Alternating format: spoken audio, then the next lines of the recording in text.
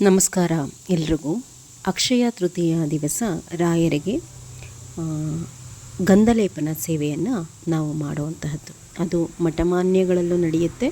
ಮನೆಯಲ್ಲಿ ಯಾರ್ಯಾರೆಲ್ಲ ರಾಯರ ವಿಗ್ರಹವನ್ನು ಇಟ್ಕೊಂಡಿದ್ದೀರಾ ಅವರೂ ಸಹ ಮಾಡ್ಬೋದು. ಈ ಸೇವೆಯನ್ನು ಶ್ರದ್ಧೆಯಿಂದ ಮಾಡಿದ್ದೇ ಆದರೆ ನಿಮ್ಮ ಮನಸ್ಸಿನ ಸಕಲ ಇಷ್ಟಾರ್ಥಗಳನ್ನು ಸಹ ಗುರುರಾಯರು ಈಡೇರಿಸೋದಂತೂ ಖಂಡಿತ. ಈ ಗಂಧಲೇಪನ ಸೇವೆಯನ್ನು ಸರಿಯಾದಂತಹ ರೀತಿಯಲ್ಲಿ ಮಾಡಿದ್ರೆ ನಿಮ್ಮ ಕಷ್ಟಗಳೆಲ್ಲವನ್ನೂ ಸಹ ರಾಯರು ಪರಿಹಾರ ಮಾಡ್ತಾರೆ. ಇದಕ್ಕೆ ಗಂಡಸರು ಅಥವಾ ಹೆಂಗಸರು ಅನ್ನುವಂತಹ ಭೇದ ಭಾವ ಇಲ್ಲ. ಗಂಡಸರು ಕೂಡ ಮಾಡ್ಬೋದು, ಹೆಂಗಸರು ಕೂಡ ಮಾಡ್ಬೋದು. ಆದರೆ ಈ ಸೇವೆಯನ್ನು ಯಾವುದೇ ಕಾರಣಕ್ಕೂ ಫೋಟೋಗೆ ಮಾಡಲಿಕ್ಕೆ ಬರೋದಿಲ್ಲ. ನಿಮ್ಮ ಮನೆಯಲ್ಲಿ ರಾಯರ ವಿಗ್ರಹ ಇದ್ದೇ ಇರಬೇಕು.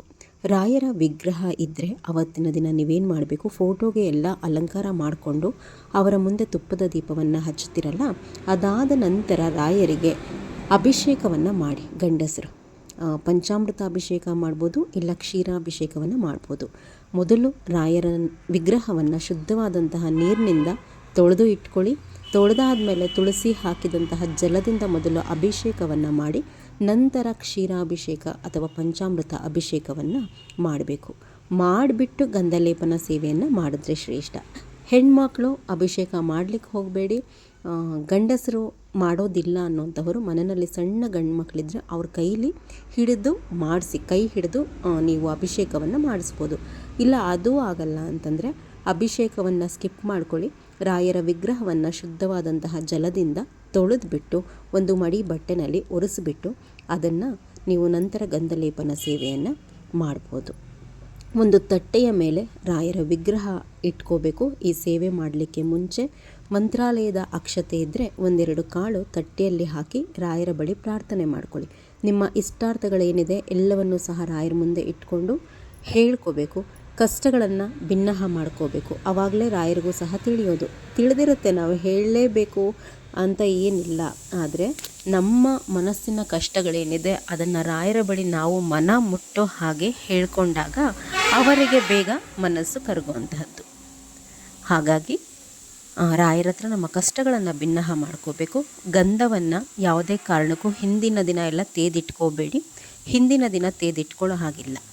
ಅವತ್ತಿನ ದಿನವೇ ನೀವು ಮಾಡೋದಕ್ಕೆ ಮುಂಚೆ ಗಂಧವನ್ನು ತೇದಿಟ್ಕೋಬೇಕು. ಈ ಸೇವೆ ಮಾಡೋದಕ್ಕಿಂತ ಮುಂಚೆ ತುಪ್ಪದ ದೀಪವನ್ನು ಅಂಟಿಸ್ಕೊಳ್ಳಿ. ಹೆಣ್ಣುಮಕ್ಕಳು ಈ ಸೇವೆ ಮಾಡ್ತಾಯಿದ್ರೆ ದಯಮಾಡಿ ಕೈ ತುಂಬ ಬಳೆ ಹಾಕಿ ಹೂ ಮುಡಿದು ಸೀರೆ ಉಟ್ಟು ಮಾಡಿ. ಯಾವುದೇ ಕಾರಣಕ್ಕೂ ಬೇರೆ ವಸ್ತುಗಳಲ್ಲಿ ಮಾಡಲಿಕ್ಕೆ ಹೋಗಬೇಡಿ. ಯಾವ ರೀತಿ ಮಾಡಬೇಕು ಗಂಧವನ್ನು ಹಚ್ಚುವಂಥದ್ದು ಅಂದರೆ, ನಿಮ್ಮ ಹೆಬ್ಬೆರಳು ಬಲಗೈಯಲ್ಲಿ ನಿಮ್ಮ ಹೆಬ್ಬೆರಳು ಮತ್ತು ನೀವು ಉಂಗುರ ಹಾಕ್ತಿರಲ್ವ, ಉಂಗುರದ ಬೆರಳು ಅಂತ ಹೇಳ್ತೀವಲ್ವ ನಾವು, ರಿಂಗ್ ಫಿಂಗರ್ ಅಂತ, ಆ ಬೆರಳಿನ ಆ ಎರಡೂ ಬೆರಳಿನ ಸಹಾಯದಿಂದ ಮೊದಲು ನಾವು ರಾಯರಿಗೆ ಹೇಗೆ ಅರ್ಪಣೆ ಮಾಡ್ತೀವಿ ಗಂಧ ಅಂತಂದರೆ, ಪ್ರತಿ ವಾರ ರಾಯರ ಮೂರ್ತಿಗಾಗಲಿ ಫೋಟೋಗಾಗಲಿ ಗಂಧ ಹಚ್ಚೋದಕ್ಕೆ ಅದರದ್ದೇ ಆದಂತಹ ರೀತಿ ನೀತಿ ಇದೆ. ರಾಯರಿಗೆ ಮೊದಲು ಹಣೆಗೆ ಹಚ್ಚಬೇಕು ಗಂಧವನ್ನು.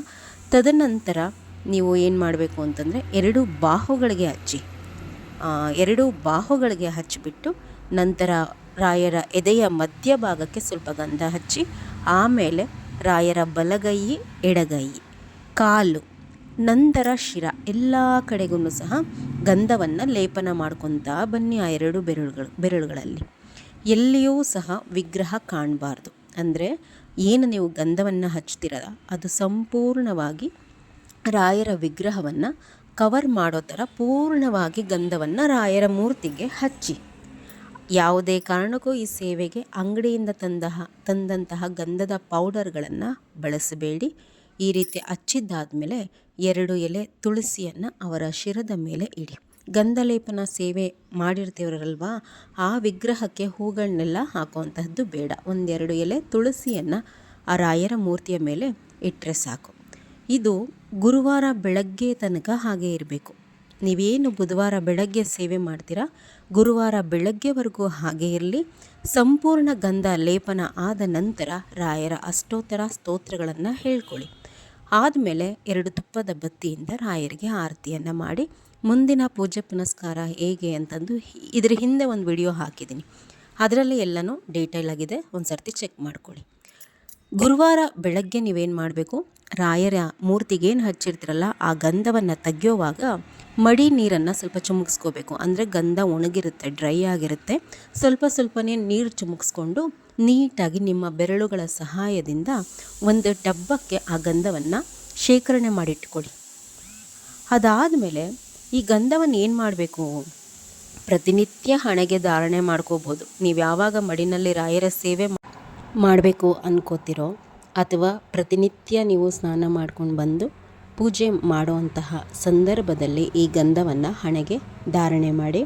ಆದರೆ ಯಾವ ಕಾರಣಕ್ಕೂ ಈ ಗಂಧ ಹಣೆ ಮೇಲಿದ್ದಾಗ ನಾನ್ ವೆಜ್ಜನ್ನು ತಿನ್ನುವಂತಹದ್ದು, ಮುಟ್ಟುವಂತಹದ್ದು ಮಾಡಲಿಕ್ಕೆ ಹೋಗಬೇಡಿ. ವಿಶೇಷವಾಗಿ ಯಾರಿಗೆಲ್ಲ ಆರೋಗ್ಯದ ಸಮಸ್ಯೆ ಏನೇನಿದೆ ಅಂತವರು ಬಳಲ್ತಾ ಇರ್ತಿರಲ್ವ, ಏನಾದರೂ ಆರೋಗ್ಯ ಸಮಸ್ಯೆ ಇರೋವಂಥವರು ಈ ಗಂಧವನ್ನು ಶೇಖರಣೆ ಮಾಡಿಟ್ಕೊಂಡು ವಿಶೇಷವಾಗಿ ಅಂಥವ್ರಿಗೆ ಹಚ್ಚಿ ಪ್ರತಿನಿತ್ಯ ಹಣೆಗೆ ಧರಿಸಿ ರಾಯರನ್ನು ಸ್ಮರಣೆ ಮಾಡಿಕೊಂಡ್ರೆ ಅವರ ಆರೋಗ್ಯ ಸಮಸ್ಯೆಗಳು ನಿವಾರಣೆ ಆಗ್ತಾ ಹೋಗುತ್ತೆ. ಅಷ್ಟೇ ಶಕ್ತಿ ಇರುತ್ತೆ ರಾಯರಿಗೆ ಲೇಪನ ಮಾಡಿರುವಂತಹ ಗಂಧಕ್ಕೆ.